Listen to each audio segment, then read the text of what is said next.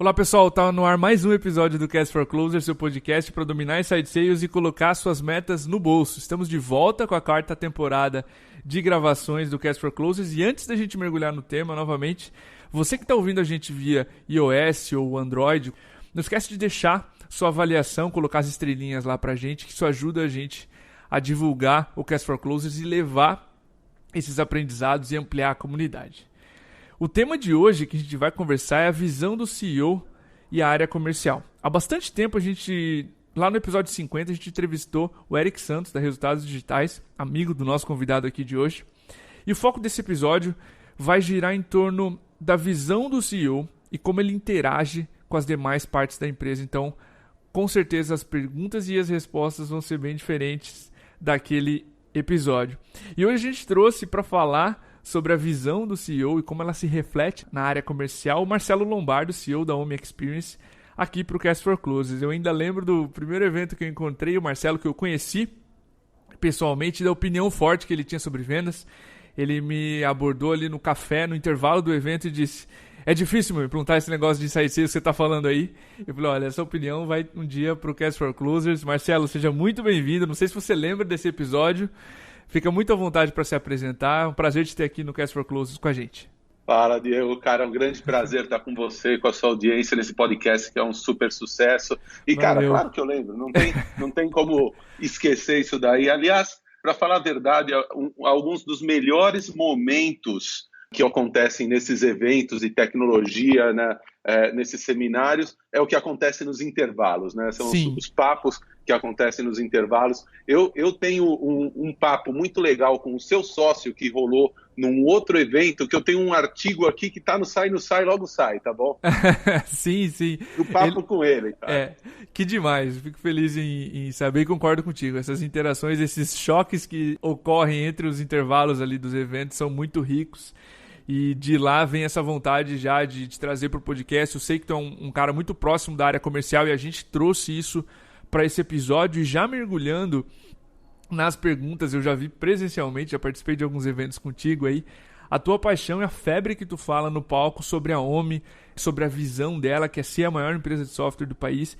E como é que tu traduz a visão, essa paixão do CEO para a área comercial? Ou seja, como é que tu traduz a expressão maior empresa de software do país em uma meta factível, enfim, para o teu time comercial? Cara, legal. Olha, esse é um dos pontos mais interessantes de todos, né? Como você transformar um sonho em números execuíveis, né? Porque quando você cria uma meta, se você cria ela baixa demais, ou pouco desafiador, o time não anda. Se você cria ela absurdamente alta, infactível, na verdade você desmotiva todo o time, né? E eu vejo que nisso tem dois momentos muito diferentes na vida de uma startup, de uma companhia. Existe aquele momento que você é muito inicial, que você ainda tem aquele plano, que é o plano, eu chamo do plano Pink Cérebro de dominação mundial, né? E que é sempre em 3 passos, como dominar o mundo em 3 passos. Primeiro passo, uma fábrica de sorvete. Terceiro passo, dominar o mundo. E aí você, peraí, tá faltando alguma coisa, né? Que é justamente esse ponto de como que eu vou transformar essa meta em números e vou fazer a coisa funcionar. E aí vem muito eu acho que do feeling e da proximidade do próprio CEO com as primeiras vendas, com o início do processo comercial. Eu acho que vezes em que o CEO, ele às vezes sai da bate-caverna da tecnologia indo para vendas, é bem mais difícil ele ter essa sensibilidade. Com quando certeza. no primeiro momento da startup, ele já se debruça para entender os clientes, para estar lá na frente, para chegar no melhor discurso mais aderente com esse cliente, ele começa a ter noções para começar a dar os primeiros chutes. Essa é uma etapa que é muito feeling, muito chute, porque ele ainda não tem métricas estabelecidas. Quando você já está num outro patamar, onde você já rodou um tempo e já começou realmente a escalar a sua operação de vendas, de inside sales, você começa a ter um negócio maravilhoso chamado métricas, né? Então, a partir do momento que você tem método e métricas, porque uma coisa que a gente sempre diz aqui, cara, vendas não é arte, vendas é ciência. Qualquer um que queira pode aprender a fazer. Então, se você seguir esse método, se dedicar de coração a aprender isso daqui, tiver paixão por resultado, você vai fazer, porque nós já temos métricas históricas que mostram isso. Então, isso daí torna muito mais fácil, nesse segundo estágio, você começar a plotar as métricas e ver toda a empresa como uma série de funis, né? Não só a área comercial. Tá? Então você percebe que para chegar naquele sonho você tem que ter uma presença de mercado X, isso tem que ser obtida em tanto tempo, isso quer dizer, até você chegar nesse mês nós temos que ter tantas vendas. Para isso, como você já tem métricas, você sabe, você consegue olhar no funil de contratação, no funil que vai suprir essa área comercial de matéria-prima para começar a entregar esses números, né? E também você vai conseguir estimar com um pouco mais de facilidade, depois de alguns anos, o quanto você consegue aperfeiçoar essa máquina de vendas para ela ser mais eficiente, que esse é um outro ponto, né? Se você tem lá um executivo, você sabe que um executivo de venda entrega 16 vendas por mês, por exemplo, legal, se eu quero tantas vendas, eu tenho que ter tantos executivos. Mas também tem esse outro lado. Cara, como que eu faço esse executivo agora fechar 18, agora fechar 20, agora fechar 22? Você consegue ter essa noção e começar a traduzir cada vez mais o sonho em números. E claro, como é que eu vou gerar pipeline para ter 16, 18 e 20 é um ponto importantíssimo que normalmente não está na mão do CEO, está na mão do marqueteiro, está na mão de quem precisa trazer a demanda. Mas eu adorei esse ponto de, tu ir para a rua, entender os clientes, ver um pouco do discurso, fazer aquele primeiro piloto que depois sai da mão do fundador, né? A gente vai falar um pouquinho depois sobre o processo de vendas, quero o teu take aqui, a tua opinião de como é que tu vê o processo de vendas da OMI, mas fundamental essa ida do CEO ou de algum dos sócios, principalmente do CEO, para a rua. É duro ter um CEO tão bom em vendas como, por exemplo, o Mark Benioff, que veio de um background técnico, né? Isso que você falou, essa dificuldade é real, mas alguém precisa ali no começo ir para a rua. Marcelo, outra dúvida que eu queria tirar contigo é o seguinte, imagina o seguinte cenário e eu quero entrar na tua cabeça agora. Dia 1 do mês seguinte, do próximo mês, no mês anterior, tu teve um resultado ruim, digamos 50%, 60% da meta atingida, são 9h15 da manhã, tu tá de frente para o relatório mensal de investidores ou para aquela preparação para a reunião mensal com a empresa toda. Qual postura que tu acredita que um CEO precisa ter frente a um resultado ruim? Já que normalmente a gente não escreve na visão, né, sobre meses difíceis. A visão é uma frase bonita e a gente não fala sobre meses difíceis. Como é que é a postura do CEO frente a um mês, um trimestre difícil? Diego, eu queria começar respondendo essa pergunta exatamente pelo que o CEO não deve fazer nessa situação. Tá? Eu acho que o ponto número 1 aqui é o de assumir a responsabilidade. Então, o que ele não pode fazer, em hipótese alguma, é chegar na frente desse investidor e falar assim, cara, o problema disso aqui, dessa entrega, a culpa é do meu diretor comercial que não fez isso, não fez aquilo, não fez não sei o quê. Tá? A hora que ele começa a jogar a culpa em terceiros e não nele, acende na cabeça do investidor que está ali na sua frente um grande fudeu, tá? Porque ele vê assim, cara, pera um pouquinho, deixa eu fazer uma conta aqui, né? Ele está falando que o problema é o diretor comercial dele, que é um idiota. Cadê ele gerenciando esse diretor comercial? Cadê ele ajudando esse cara a não ser um idiota? Em última hipótese, se o cara é realmente um idiota, quem contratou esse idiota foi ele. Assim, há uma quebra de confiança, começa a haver uma quebra de confiança entre o investidor e o empreendedor do momento que você terceiriza a culpa dos problemas que estão acontecendo dentro da sua empresa, principalmente dentro da área comercial, que é o ponto frágil aí de qualquer startup. Então, e também pelo outro lado, quando o time percebe que ele não tem um líder que realmente está defendendo o time, está do lado do time passo a passo e está assim, expondo esse time dos investidores, você acaba também perdendo a confiança do time. Então, eu acredito que tem um livro que se chama Extreme Ownership. Eu acho que todo CEO devia ler 2, 3 vezes esse livro, porque ele fala justamente disso daí. Então, acho que problemas acontecem, resultados ruins acontecem, eu já passei por isso N vezes, e o ponto é você chegar lá e apontar claramente quais são os problemas, sejam eles seus, sejam eles da sua equipe, mas por intermédio seu. Então, não é assim, a minha equipe falhou em tal coisa. Eu falhei em conseguir tal coisa da minha equipe. Sacou a diferença da frase? Essa pequena diferença na construção faz uma absurda diferença na cabeça do investidor que está do outro lado, né? Em termos da confiança dele na sua gestão. Tá? Maravilha. Esse livro do Jocko Willink, é o Navy SEAL, um ex-comandante dos SEALs, do Marines, militar americano, e eu já ouvi muita gente falando bem desse livro, e a capacidade que o líder tem de assumir a responsabilidade direciona todo o plano de ação, direciona o quanto a empresa assumiu que o problema é dela e não do mercado, por exemplo. O que eu não te contei, Marcelão, é que eu fiz essa pergunta pro Aaron Ross. Eu fiz a mesma pergunta, mas era sob o ponto de vista do diretor comercial. Ele comentou que somos humanos, a gente não pode perder a calma em hipótese alguma, mas a gente precisa entender de onde vem a origem do problema e tratá-los. Trazer o time de volta, mas ter a consciência de que os resultados ruins vão vir, fazem parte da trajetória. Tem um detalhe muito legal que o Jason Lenkin, que falou aqui no podcast também, ele traz a diferença entre um soft miss e um hard miss, que são a seguinte: o soft miss, tu fatura mais do que o trimestre anterior, mas menos do que a meta. E um hard miss, uma perda mais dura, é quando tu fatura menos que o trimestre anterior, tu desacelera. Então as tratativas são muito diferentes. O soft miss, tu precisa manter a calma, analisar os deals, beleza. O hard miss, tu precisa fazer uma reformulação geral, talvez de processo, talvez de liderança, enfim.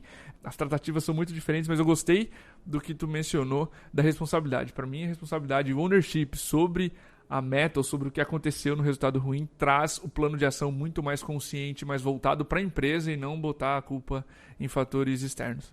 E ao contrário do que muita gente pensa, quando você assume a responsabilidade pelas falhas de forma muito clara, você está consolidando mais a confiança desse investidor em você, porque assim, ele percebe claramente, é muito fácil ver quando o CEO está ali maquiando uma situação, tá? Então, o nível de confiança aumenta muito mais. Esse cara não está com medo de se expor aqui, ele está com vontade real de resolver as coisas, por isso que ele está pondo a coisa claramente. Isso às vezes é um pouco contraintuitivo, mas é bem importante de frisar a visão do investidor em cima disso. Legal. Marcelo, tem uma relação de parceria muito importante que eu queria explorar um pouco contigo agora, que é entre o CEO e, no teu caso, a diretora comercial, a Cameli, também vai falar aqui pro Cast for Closers. Principalmente quando as coisas não vão bem. Descreve pra gente como tu enxerga essa relação entre o CEO e a principal liderança comercial. Cara, eu acho que é chover no molhado falar que essa relação é de extrema confiança, né? Mas esse alinhamento, essa confiança, eu acho que vem muito da origem, da contratação dessa pessoa, da seleção, da formação dela e principalmente do CEO medir nessa pessoa a capacidade que ela tem de aprender e se adaptar às situações, sabe? E eu já falei nisso anteriormente, né? Na minha vida anterior... Quer dizer, na outra empresa que eu tinha de software antes da Omi, né, também era software de gestão empresarial, era ERP, só que era voltado para grandes indústrias. Então, o cliente da gente era a Nissin Ajinomoto, Uzi Minas, ArcelorMittal. Ou seja, se o cara tivesse menos do que R$500 mil para gastar, R$300 mil para gastar, eu não atendia nem o telefone, entendeu? Agora, por R$300 eu atravesso a cidade. É outro mundo, né? Mas... nessa época, eu contratei para a empresa um diretor comercial que veio da Oracle. O cara era um superstar na Oracle, ele acontecia, entregava todos os números. Eu falei, eu quero esse cara aqui porque eu quero entregar os números como a Oracle entrega, né? E o que eu mais falei para ele durante o processo de seleção, todo mundo falou, foi o seguinte: cara, presta atenção, aqui não é a Oracle, entendeu? Nós não temos a estrutura de marketing da Oracle, nós não temos o brand da Oracle, nós não temos a dominância de mercado da Oracle, nós não temos todas essas coisas e nós temos que fazer. Você entendeu? Sim. Entendi. Depois de 6 meses rodando, quando você chega no cara, bicho, não está acontecendo. Ele fala assim, mas também não tem isso que eu tinha na Oracle, não tem aquilo. Mas, porra, esse papo... Então, o que eu quero dizer é que, às vezes, algumas coisas são mais fortes do que as próprias pessoas. E se você já não parte de uma pessoa que tem adaptabilidade para o que você quer desde do começo, essa relação vai deteriorar mais hora, menos hora.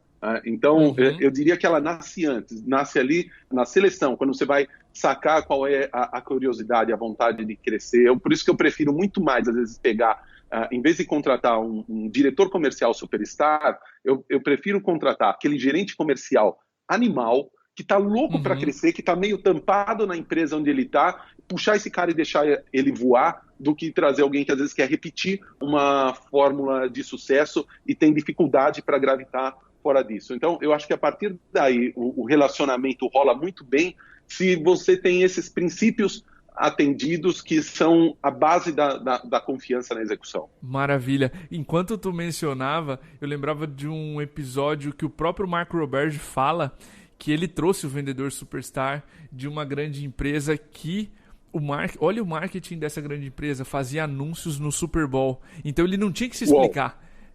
Ele não tinha que se explicar para fazer uma venda lá. E ele trouxe esse vendedor, o melhor vendedor dessa empresa, e ninguém sabia o que era HubSpot ou inbound marketing, enfim. E esse vendedor, ele performa extremamente mal. Então as condições que tu replica, quando são muito diferentes, né? Esse é um exemplo que tu viveu na pele. Tu não consegue replicar o mesmo sucesso porque as condições e o caos é totalmente diferente. E interessante isso que tu comentou da relação de confiança, mas na contratação e no alinhamento prévio e não só no dia a dia. Sim. E acho que quem ouvir isso daqui talvez possa chegar lá gastando alguns milhões menos que eu, tá? Nessa contratação. E eu já saquei esse alinhamento e essa curiosidade, essa vontade com a Cameli, que é a nossa diretora comercial, desde o começo, que na primeira entrevista que eu tive com ela, a partir do momento, eu falei assim, de um certo momento, eu falei, peraí, cara, quem que tá entrevistando quem aqui, né? E aí você já viu o que a pessoa estava realmente querendo e qual que era o perfil dela. Né? Legal, ali. Então, eu acho que isso que é a busca para você ter o alinhamento, mas o alinhamento não acontece por mágica. Ele tem que ter esse alicerce, esse fundamento. Perfeito. Marcelo, olhando agora para o time comercial, tá? Não só para a Cameli, que é a tua diretora, é comum o CEO iniciar as vendas da empresa e depois de certo tempo passar para o time comercial e tu comentou, né, na primeira resposta, ter métricas, ter reprodutibilidade, previsibilidade no processo comercial.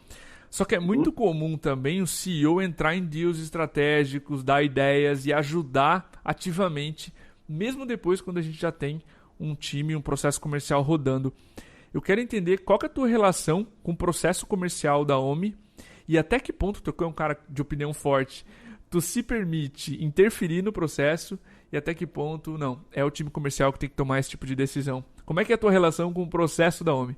Tá, cara, eu procuro estar sempre perto, procuro ajudar o time comercial, mas, em primeiro lugar, tento aqui criar um ambiente de colaboração entre todas as áreas, sabe? É muito fácil isso gravitar de algo colaborativo para uma fogueira das vaidades, que eu acho que aí é onde a coisa começa a ficar realmente complicada, né? Perfeito. Quando não é só um lado querer se aproximar para ajudar, é o outro lado falar, pô, o que esse cara está interferindo aqui na minha área? Então, eu acho que a parte principal é você criar também uma base aqui de alinhamento de objetivos, tá? E eu vou contar um segredinho de como a gente faz isso aqui dentro, tá? Então, todos os diretores, toda a nossa primeira camada, o bônus é só sobre o resultado da empresa. Então, não existe assim, uma parte é pela sua meta pessoal, uma parte pela empresa. Cara, aqui todo mundo ganha ou ninguém ganha. Tá? Isso é difícil de encaixar no começo, mas depois que você consegue realmente romper a parte do ego, você entra numa situação onde a gente vem para uma reunião discutir um determinado problema, vem todo mundo nu, entendeu? Então, o diretor comercial não está se sentindo invadido se eu estou dando uma opinião ali na área dele, ou se o cara de CS está falando alguma coisa sobre a área dele, porque a gente já consolidou a noção de que o meu interesse, o interesse do cara de CS é ajudar a venda acontecer, porque se não vender e chegar no número, ninguém vai ganhar, tá? Sim. Então, essa é uma forma como a gente cria assim, uma base para esse negócio fluir dos dois lados. Então, para você ter uma ideia até onde eu já fui. Eu li 4 vezes o livro do Jordan Belfort para ajudar a criar um script de vendas aqui. Eu criei e ajudei a treinar o time comercial. E alguns meses depois, o mesmo time comercial tinha pego todo esse script que eu achava maravilhoso melhorou ele pra caramba e hoje ele tá muito melhor do que o que eu fiz e eu tô contente com isso, entendeu? Então, o pessoal em nenhum momento ficou assim, puta, peraí, isso aqui é o script que o CEO montou, entendeu? Ele vai ficar puto se mudar. Não, em nenhum momento isso daí aconteceu e em nenhum momento o pessoal do comercial foi resistente às ideias que foram levadas. E isso tem que acontecer de toda a área para toda a área, e realmente instituir uma cultura de vendas dentro da empresa, cara. Acho que cultura é a parte fundamental. Eu acho que não é só vendas, todo mundo. Eu acho que é produto, eu acho que é marketing, eu acho que é CS. Todo mundo tem que estar apontando para o sucesso comercial da empresa, senão a coisa não chega naquele sonho lindo, cabeludo que você desenhou. Com certeza. E como diria os principais autores, muitos dos problemas se resolvem quando as vendas chegam. Então, é interessante esse ponto que tu comentou, Marcelo, de fazer o primeiro comissionamento da primeira camada de gestão, todo em função do resultado comum e não do resultado das pequenas áreas. Isso é interessante porque senão tu compartimentaliza. Isso é muito comum em empresas gigantescas, tá? Uma empresa de 7 mil funcionários, uma área não fala com a outra. Já trabalhei e já sei como é que é.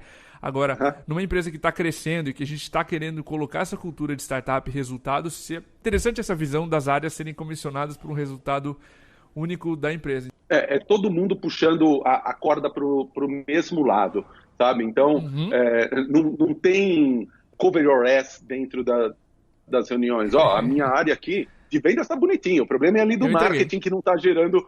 eu entreguei em cima da minha métrica para os leads que eu recebi, mas eu não recebi lead suficiente. Cara, isso é extremamente destrutivo quando você quer que essas pessoas trabalhem em parceria para um gerar o número do outro, né? Então, é isso que a gente tenta derrubar, falar, cara, não adianta...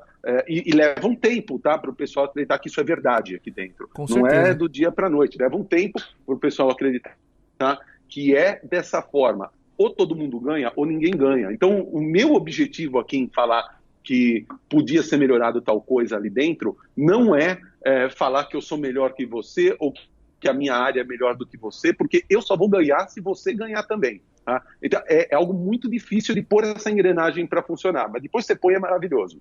Que massa. Marcelo, para a gente encerrar, eu gosto sempre de deixar um tempo para o entrevistado, deixar uma mensagem final que a gente não tenha conseguido abordar aqui nas nossas perguntas sobre esse tema, né, da visão do CEO e como é que isso passa para o time comercial. Então fica à vontade, toma o teu tempo e pode brilhar aí nesse último espaço. Vamos lá. Cara, eu sempre volto para esse ponto, time e cultura, porque o que constrói uma grande empresa não é uma tecnologia, são pessoas. Tá? Então, time é a coisa mais fundamental que tem, você criar uma cultura onde esse time consiga funcionar no seu máximo potencial é a coisa mais fundamental. E o papel do CEO nisso é ser o guardião dessa cultura, né? É criar o ambiente, ser o grande enabler para que essa cultura realmente aconteça, né? Mas os CEOs também não são pessoas perfeitas. Com certeza. Eles falham, tá? Então não tem uma receita de bolo, assim, como que o CEO se relaciona com o diretor comercial. Se ele fizer isso vai dar tudo certo. Porque as pessoas são diferentes, né? As pessoas são diferentes. Então você também, nesse momento, tem que ver as pessoas que vão se adaptar ao seu estilo. Tá? Eu, por exemplo, eu não sou o tipo de cara que tem caderninho preto. Tá? Então, é famoso o caderninho preto do CEO. Você vai para uma reunião, fala isso, o cara anota no caderninho preto. Você pode ter certeza que dali a 30 dias, numa próxima reunião, o cara vai vir com o caderninho preto. Cara, você entregou, cadê isso? Cadê não sei o quê? Tá? Cara, eu não tenho caderninho preto. E é o meu jeito. Eu não estou falando que tá certo o meu jeito. Eu simplesmente sou assim, eu não consigo ser aquele gestor que anota tudo, que tá tudo ali e que cobra tudo de todo mundo. Cara, para mim, eu deleguei um troço, eu apaguei. Tá? Então, se essa pessoa não consegue entregar aquilo, ela tem que chegar em mim durante o percurso e falar, cara, não tá dando certo aquilo que a gente combinou. De outra forma, eu conto como entregue. Sabe? E isso pode falar, pô, Marcelo, isso é uma falha sua. Cara, Dani-se, eu já tentei ser diferente 500 vezes, eu sou assim. Tá? Então, você também ter uma clareza disso com o time e achar pessoas que funcionem nesse modelo é muito legal. Eu acho que eu sou muito mal acostumado com isso desde o começo, porque o Rafa, que é o meu co-founder, ele entrou na minha empresa anterior há 18 anos como meu estagiário. Tá? Uau! E ele eu era o diretor de tecnologia na época, né? E com uma semana de casa ele chegou para mim assim, eu achei uns erros num programa seu, mas fica tranquilo que eu já corrigi. Eu falei, que moleque petulante, né? Eu acho bom esse moleque entregar, senão não vai durar uma semana aqui. Pô, o cara hoje é o co-founder junto comigo aqui da OMI, porque eu me acostumei muito mal, ou seja, o que a gente combina não é só entregue, é entregue muito melhor do que o planejado. Imaginava. Então, a partir do momento que isso começa a virar uma cultura e o pessoal entende como isso funciona, você entra num outro patamar. E pelo lado seu, do CEO, eu tenho uma técnica, um negócio que eu faço para buscar pegar eu mesmo um pouco das minhas falhas, tá? Que é a seguinte, é um trabalho de exercício mental, tá? Eu acho que todo mundo já teve um chefe novo idiota. Eu acho que todo mundo já passou por essa experiência na vida, onde entra um chefe babaca novo num setor, ou numa direção, ou como CEO, e começa só a achar falhas na gestão anterior. Você já viu isso? Já, vixe. Muito com comum, certeza. Né? Então, muito o exercício mental que eu faço é o seguinte, cara, se eu fosse demitido hoje, tá? E assumisse aqui no meu lugar um babaca desse, o que ele ia poder falar da minha gestão? Tá? Quais são os erros? Sabe? E eu tento fazer uma força para sair de onde eu estou, me colocar na posição desse babaca super crítico e criticar a minha gestão. Se eu pudesse criticar, eu sou um novo gestor que assumi, quero criticar o anterior, eu ia poder apontar A, B, C, D e E. Então tá legal, deixa eu consertar esse A, B, C, D e E antes que venha alguém para me substituir. Tá? Então, esse exercício mental eu faço sempre e ele super funciona e às vezes até surpreende um pouquinho as pessoas. Esse exercício de você realmente se demitir, né, e se pôr no papel de um cara com esse perfil que assumiu sua posição. Muito legal. Marcelo, adorei os conselhos, principalmente esse último de se colocar um exercício de humildade, ver onde a tua empresa, onde você como CEO está errando e também o de contratar pessoas que funcionem com o seu perfil para que a gente tenha uma área, uma performance muito melhor. Obrigado pela tua participação, adorei gravar esse episódio contigo. Fica à vontade também para dar um abraço agora na nossa audiência e se despedir também. Valeu, Pegão, obrigado, cara. Parabéns aí pelo trabalho que vocês estão fazendo. Obrigado. E realmente trazer cultura de vendas, trazer técnica, trazer metodologia para o mercado. Eu estou vendo o quão relevante está sendo isso. E eu acho que no mercado onde hoje tem tanta gente fazendo conteúdo, eu acho que vocês estão conseguindo se destacar como um conteúdo realmente relevante que traz algo que realmente agrega para a galera. Vocês estão de parabéns. Obrigado a vocês, obrigado a oportunidade de participar. E fica um abração aí para toda a turma que está ouvindo. E um recado super especial. We are hiring. Que legal. Marcelo, muito obrigado. Valeu aí pelas palavras. Fico muito feliz que a gente tenha empresas tão admiráveis confiando no nosso próprio conteúdo. Muito obrigado pela participação. É isso aí, pessoal. Um grande abraço. Até o próximo episódio. Abraço.